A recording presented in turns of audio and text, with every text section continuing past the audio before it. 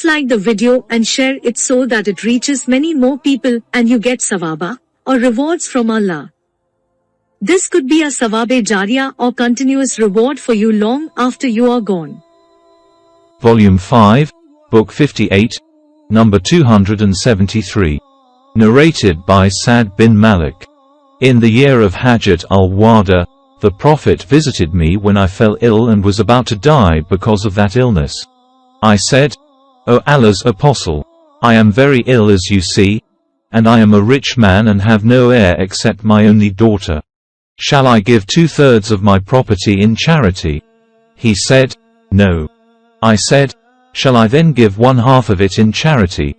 He said, O Sa'd, give 1/3 in charity, and even 1/3 is too much. No doubt, it is better to leave your children rich than to leave them poor, reduced to begging from others. And Allah will reward you for whatever you spend with the intention of gaining Allah's pleasure, even if it were a mouthful of food you put into your wife's mouth. I said, O Allah's Apostle, am I to be left behind, in Mecca, after my companions have gone?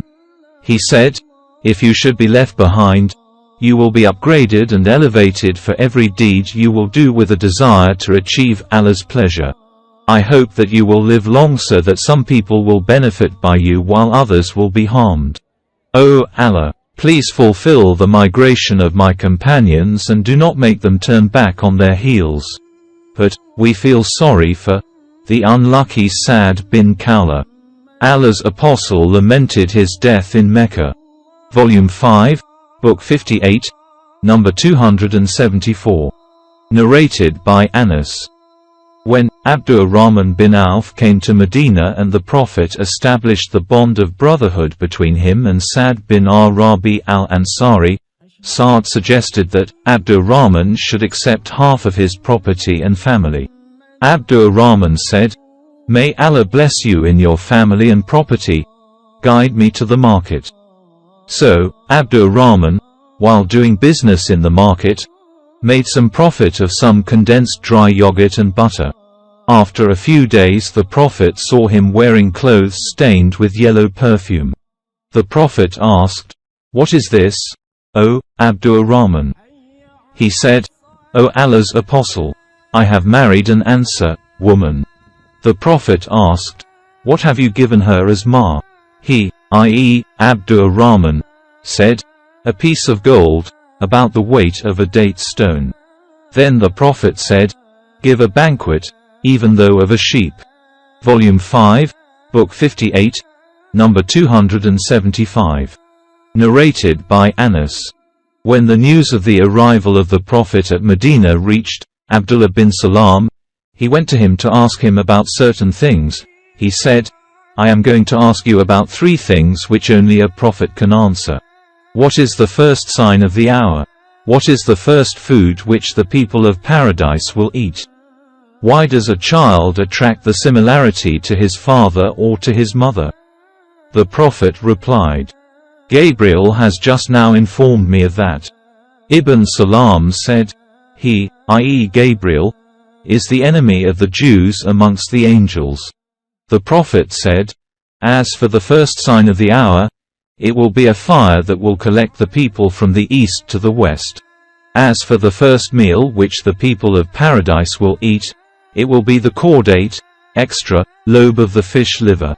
As for the child, if the man's discharge precedes the woman's discharge, the child attracts the similarity to the man. And if the woman's discharge precedes the man's, then the child attracts the similarity to the woman. On this, Abdullah bin Salam said, I testify that none has the right to be worshipped except Allah, and that you are the Apostle of Allah. And added, O Allah's Apostle, Jews invent such lies as make one astonished, so please ask them about me before they know about my conversion to Islam. The Jews came, and the Prophet said, What kind of man is Abdullah bin Salam among you? They replied, The best of us and the son of the best of us and the most superior among us, and the son of the most superior among us.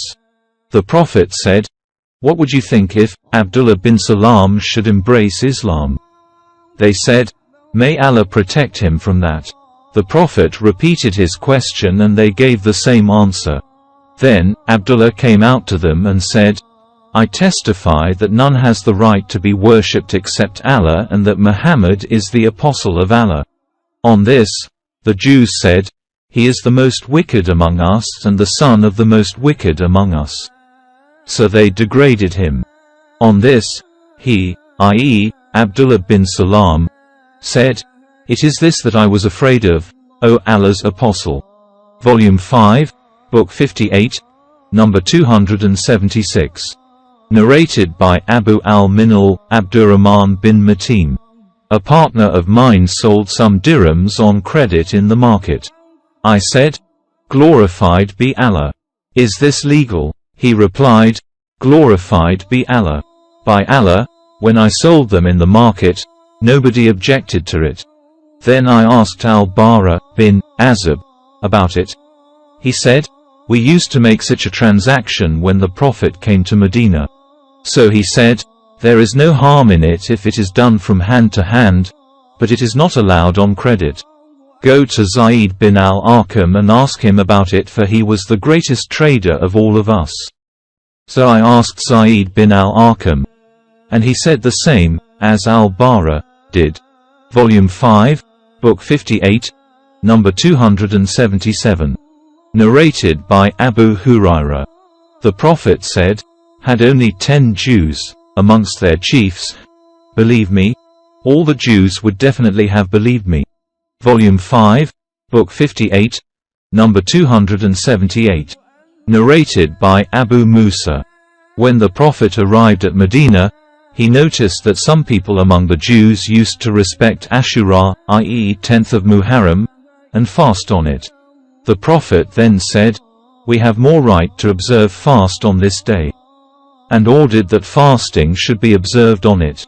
Volume 5, Book 58, number 279.